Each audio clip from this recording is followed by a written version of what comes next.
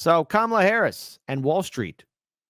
Kamala Harris and Wall Street. Is she the person that Wall Street wants? Well, apparently, Wall Street's influence on a potential VP on the vice president administration, Wall Street is all in on Kamala Harris. They feel confident she'll have a lighter touch on regulations. So that means if there's going to be an economic collapse or a big oopsie, don't expect the Kamala Harris administration to do anything to make our lives better. Don't expect it happening, period. Case in point, shout out here to Case Study QB, who's wrongly being censored. Let's go ahead and play this. Both campaigns looking for support from Wall Street. And joining us right now is Lydia Moynihan, New York Post financial correspondent. Good morning to you. Good to see you. Okay, so Friday. It's Summer Friday. What do you think is going to happen here? And what are you hearing? What's everybody telling you? An open-ended question. Look, yes. I mean, Wall Street is all in on Kamala Harris. And what's interesting is... So Wall Street's all on board.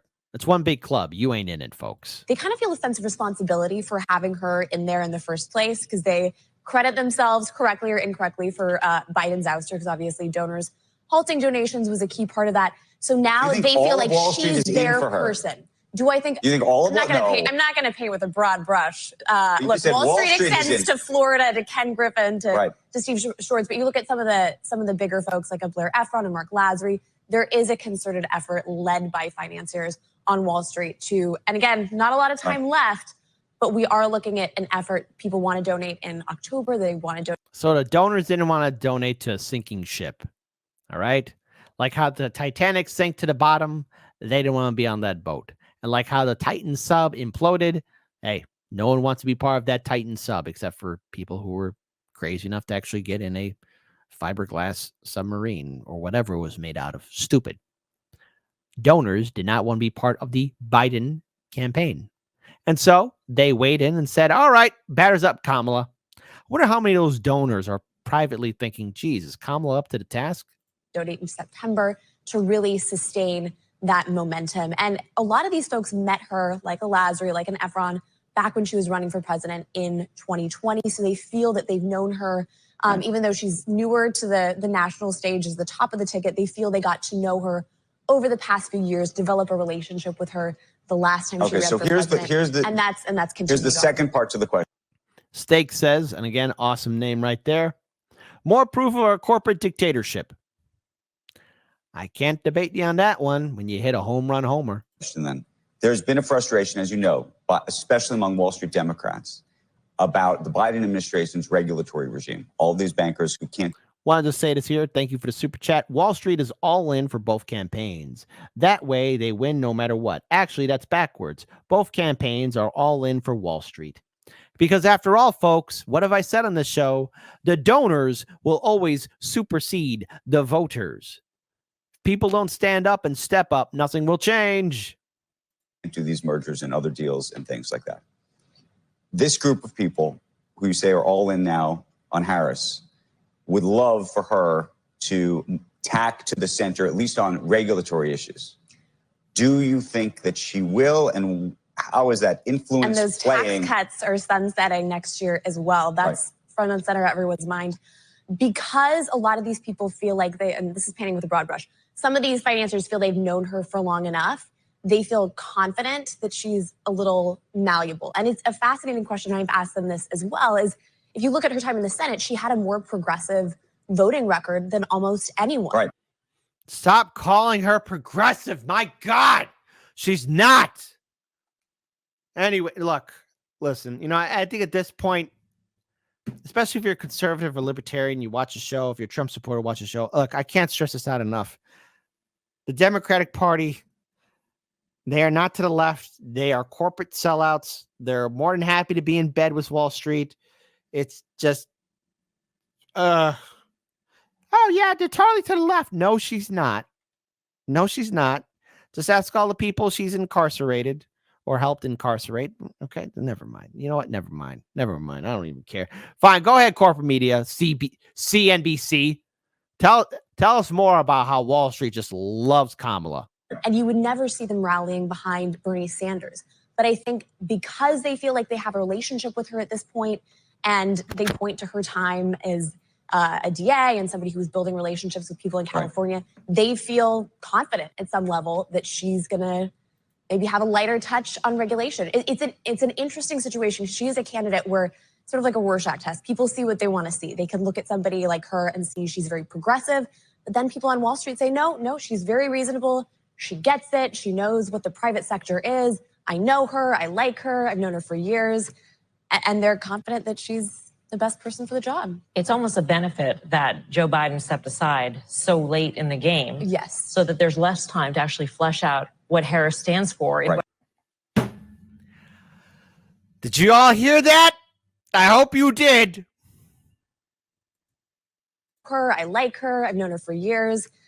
And they're confident that she's the best person for the job. It's almost a benefit that Joe Biden stepped aside so late in the game. Yes. So that there's less time to actually flesh out what Harris stands for, Right. whether late in the game. Yes. So that there's less time to actually flesh out what Harris stands for, and Right. whether she's Of just course. in the game. Yes. So that there's less time to actually flesh out what Harris stands for, and Right. whether she's Of just an course. extension of Biden or she is her own person. They just admitted it. It was so good that Kamala just got that she became the nominee, especially with Biden stepping out so late in the game, because now no one knows what she stands for, which is a very good question. What does Kamala stand for? What does she stand for? Absolutely nothing. And again, just I guess we got to play the stupid game. It's a stupid game. The stupid game. It's the greatest game in the world. It's the stupid game. The stupid game. The stupid game. Let's play the stupid game. Here we go. Kamala Harris, her Twitter account. And let's go ahead and click on this in a 3, 2, and an uno. Campaign website. Now, again, when I close this, they could have updated it. Huh. Asking for money. But I don't see anything about policy. So I guess, yeah, we really don't know what she stands for. Hey, Wall Street, fantastic bet. What is your sense? I mean, you said Rorschach test, and so we don't really know. Do we know that does she like Lena Khan? Does she, it's So that's a big thing, is we are saying, I mean, Lena Khan is obviously a very controversial person. Mhm. We've seen Reid Hoffman, some of these people who are very publicly calling for Khan's ouster. Like you mentioned, I think she is just trying to be really cautious and not say anything too dramatic either way. And I think she's kind of leaning into the fact is, she hasn't done an interview yet. I think she's embracing this honeymoon phase that people have. And you're right. The fact that she is. It's the honeymoon phase. And Tim Walz being added to it just added a little bit more power to it. But sooner or later, people are going to, start asking, hey, Kamala, what do you stand for? What do you stand for? What do you stand for? Is so new to the game. When you juxtapose her with Biden, who was, at this very senile, quite a bit older, she is young and vigorous. And I think people are just excited about all of that. Is your sense that she's somebody that Wall Street ultimately, that the Bill Ackmans of the world, and Bill Ackman's not turning back, meaning Bill Ackman said, remember, because the reason I'm going with this is Bill Ackman originally said, Biden should step down. That he started with the Biden should step down, not I'm voting for Trump, but just Biden should step down. There should be some other alternative. And then he moved to Trump. And then the question is, but there was a bunch of people who moved that way. Are any of those people moving back? Maybe that's the way I'd ask don't it. think that they're going to publicly backtrack in a really aggressive way. I think they had a moment where they were at the RNC where you saw mostly a lot of Silicon Valley types. They felt like J.D. Vance was their guy because he was a venture capitalist. Now, I think some of that excitement has dimmed a little bit, but I think these people feel they're too far into the Trump campaign to take a step back. So they're far. So everyone's all in deep. No pullout. But let me tell you something. Knowing Wall Street plays both sides. Wall Street's invested in both sides. Remember that Sam Bankman guy? Remember him? That his whole little crypto empire that came blowing up in his face. No pun intended. I mean, the dude publicly donated to Democrats, but privately in backroom deals, up the back door, giving donations to Republican politicians because all these people with money play the same game. And so, in other words, they're happy that people don't know too much about Kamala. But we here at Hardlands Media, we remember All of you remember. I remember her epic fail of 2019 when she first made her announcement going into the 2020 primary. And 0 delegates. A whopping 0 delegates. And I also think at this point, you always want to bet on a winning horse. And so if you've already made an investment in one campaign, you kind of want to stick with it.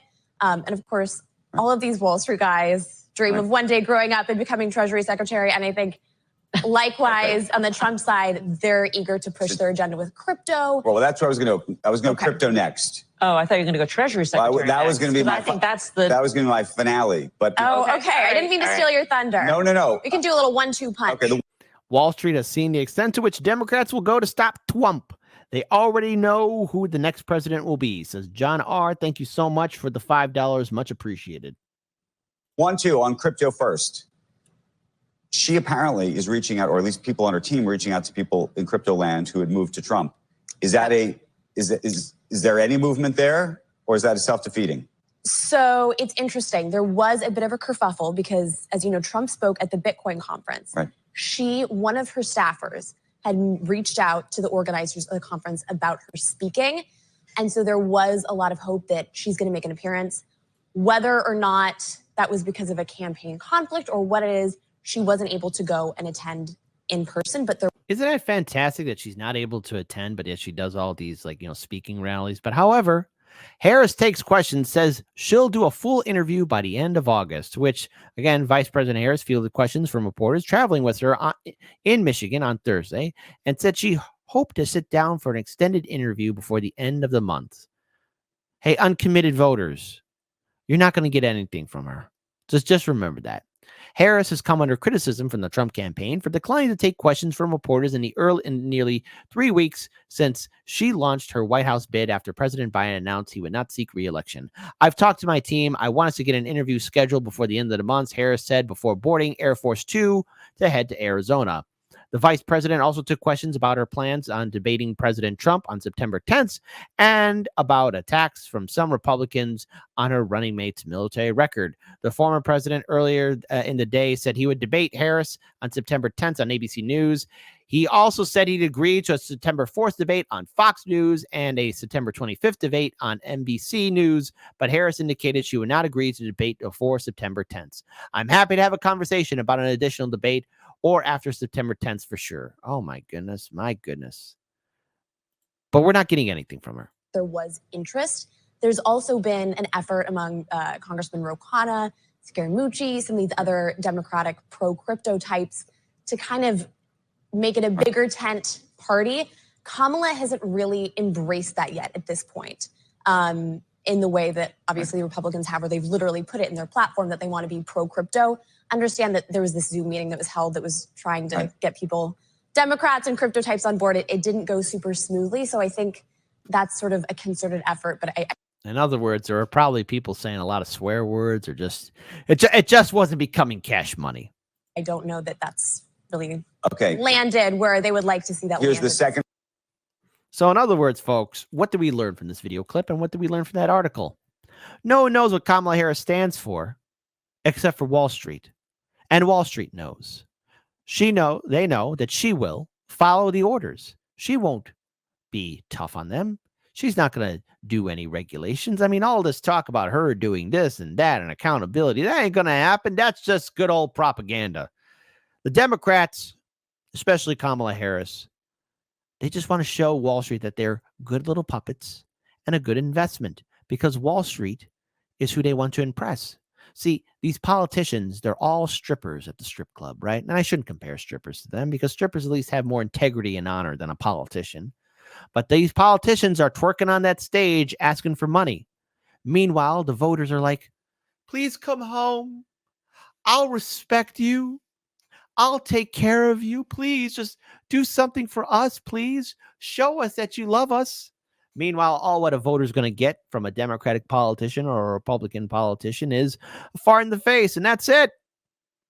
These politicians, Wall Street knew that it was a smart move to make sure that no one would look into Kamala because right now people are suffering from Trump derangement syndrome because now so many people with large platforms, those who are influential people, actors, actresses, actresses, influencers on Instagram, Twitter, Facebook, YouTube are now all on board for Kamala Harris.